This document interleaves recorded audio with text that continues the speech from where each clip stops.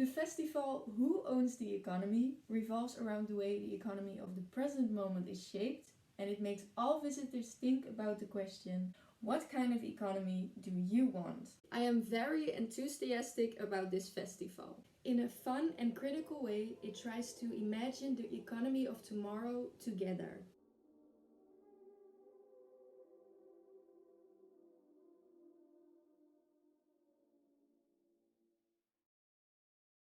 Als je mij het antwoord vraagt, dan zeg ik hij is van iedereen.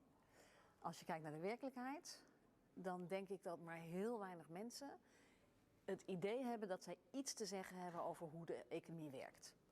Dus waar we veel geld voor over hebben, waar we weinig geld voor over hebben, hoe we omgaan met eigendom, hoe we omgaan met groei.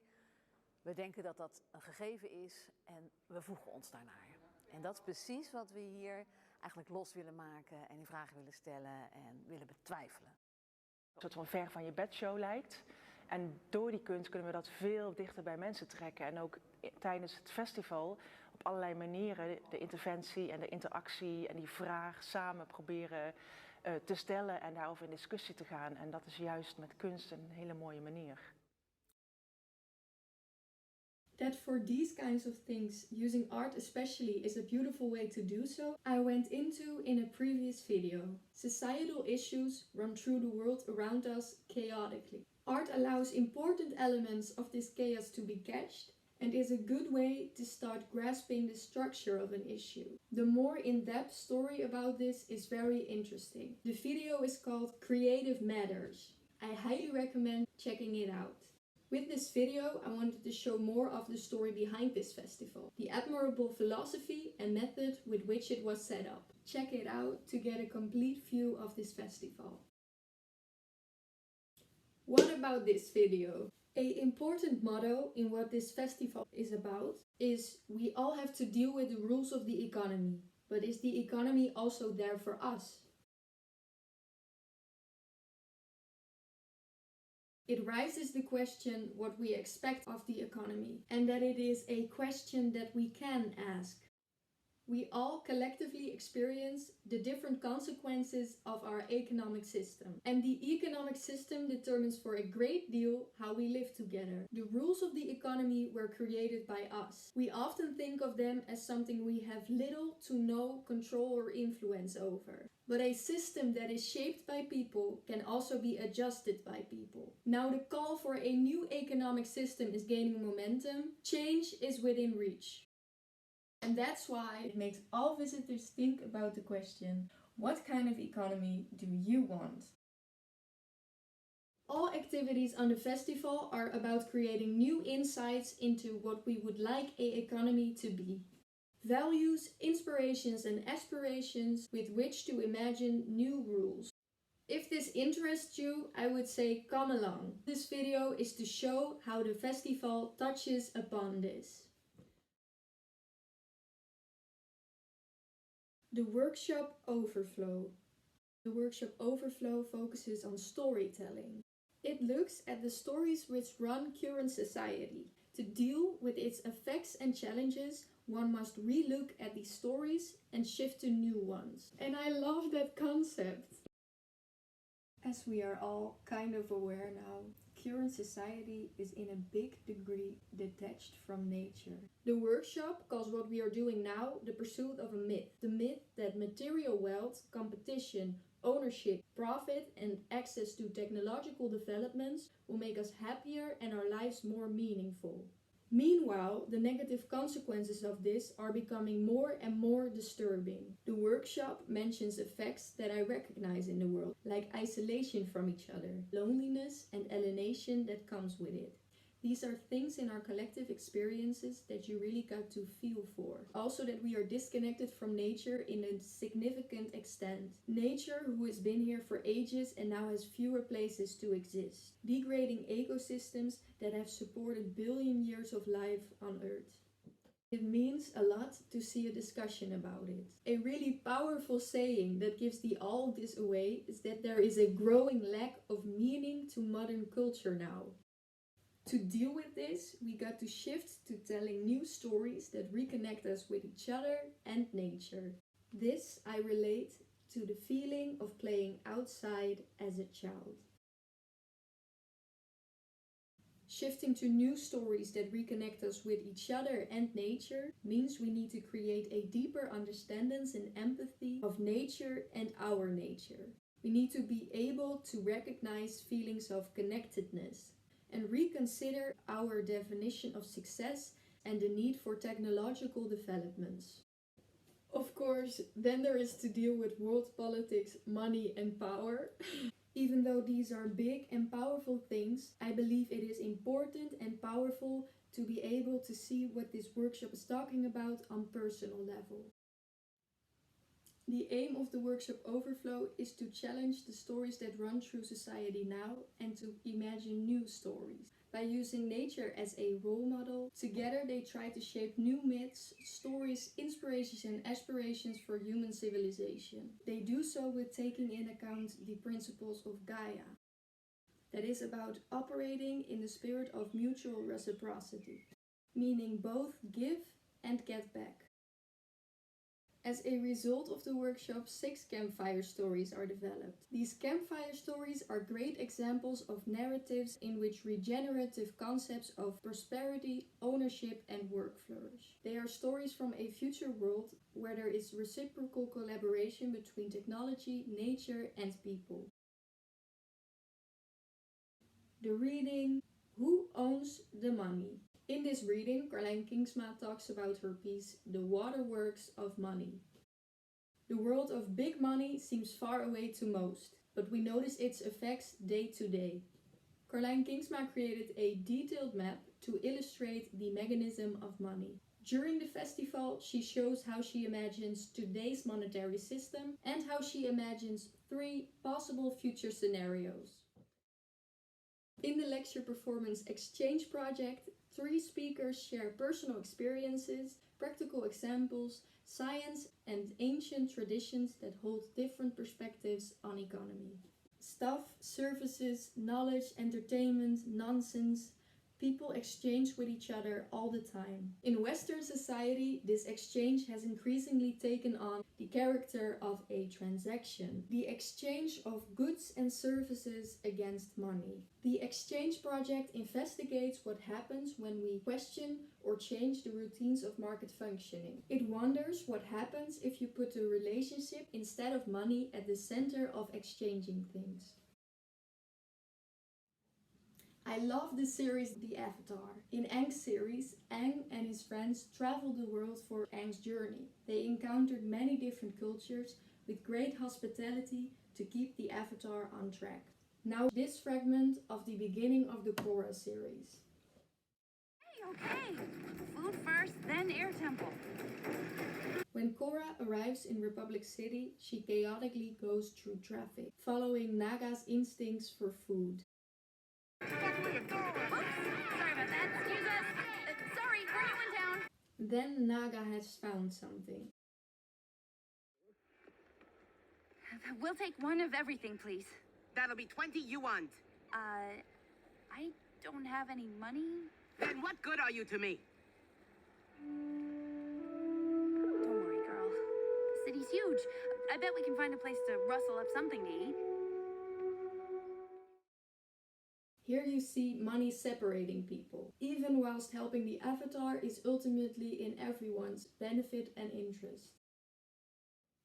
After this, Korra was able to catch some fish in a park, where she had an unexpected encounter. She was surprised to learn that the man lived in the bush he came out of, and that there are a lot like him out there. She thought beforehand that everyone in the city was living it up. Hey, you got a lot to learn, newcomer. Welcome to Republic City. Then their meeting was interrupted. Hey, you! Stop! You can't fish here!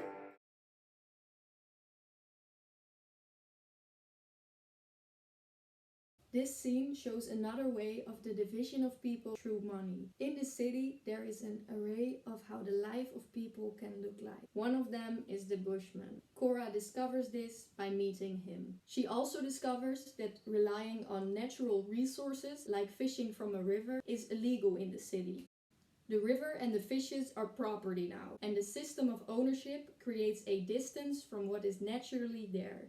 This whole thing is reinforced by policemen, which are taking up their role in what, when put in perspective, is a power system. Let me get back to the saying of the lecture performance. That in Western society, exchange is increasingly taking on the character of a transaction. And that the exchange project wonders what happens if you put the relationship instead of money central in exchanging things. Wondering this comes from the belief that the strength and resilience of a community arises from the connections within it. And just like the fragment of the animation series shows, there now is a lack of connectedness to each other and a lack of connectedness to what our natural world can provide. Because exchanges make an important building block for the quality of a community, reflection on these exchanges should be taken with in reimagining economy and society. The project Perhutana is a good example of where the relationship with nature and people is put first. The Perhutana project strives to create a collective forest. Just like real estate companies, they bought up large pieces of land. But unlike real estate companies, who often use this land to build houses, apartments, or similar things to eventually generate a profit from it, Perhutana divides this land in affordable 4x4 parcels and sells these, with the intention that together with the now available land, a forest can be created.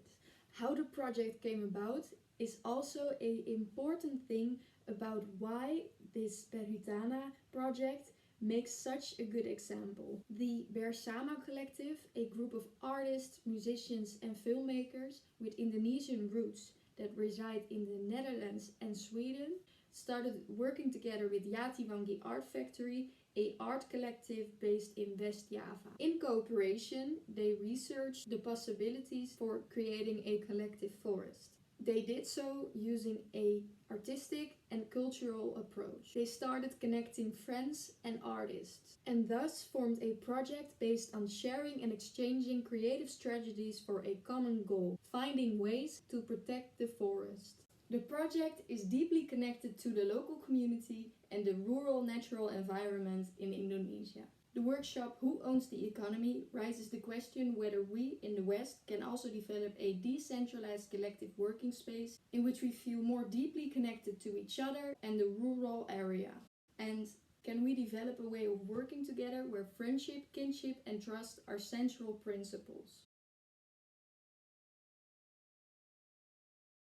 Part of the festival were 2 expositions in which artists and designers presented perspectives and experimented with new rules and principles for a new economy. The diverse works of art complement each other, challenge each other, and agree and disagree with each other. They show pluralistic visions and ideas. Pluralism is very cool. It is a system theory that does not exclude one belief because of another belief. A system theory that takes the coexistence of different beliefs as a starting point. The gathering Artist Assembly invites everyone to reflect on the pluralistic visions and ideas throughout the 2 expositions and to explore together which stories are created as a result during this festival. The Warm Data Lab and Public Assembly with the Club of Rome in a way comes back to the principle of pluralism. Warm data is a concept developed by the International Sun Institute. It is information about the mutual relationships that connect elements of a complex system. It captures qualitative dynamics and provides a different perspective than from what is obtained through quantitative data, also called cold data. The Warm Data Lab is hosted by Carlos Alvarez Barrera. He has a background in engineering and worked in the field of applied mathematics. He now is the vice president of the Club of Rome. Originally a private foundation that was founded by European scientists and entrepreneurs in 1968 to reveal their concerns for the world of the future. It has released several reports, the most famous of which is Limits to Growth. The Warm Data Lab closes off with an open dialogue about the subject from shareholders to careholders. Imagine our economy as caretaker of the planet.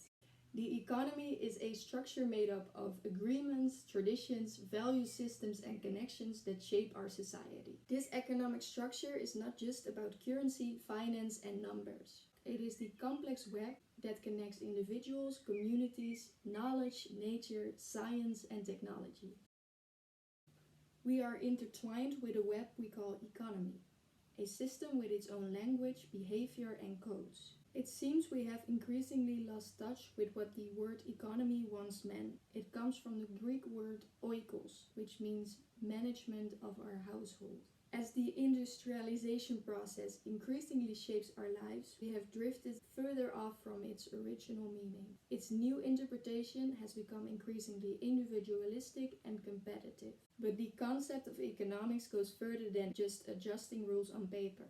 It is about how we can interact differently with each other and the world around us. In the open dialogue of Warm Data Lab, an attempt is made to rediscover this with the perspective mentioned as a starting point. To be caretakers, a renewed involvement is required. During this event, attendees will explore together how we can take responsibility for our care tasks again. There is so much more to the festival. I highly recommend taking a look at it. The last thing I will show something of the symposium, Who Owns the Education of Economics? They start by quoting these beautiful words.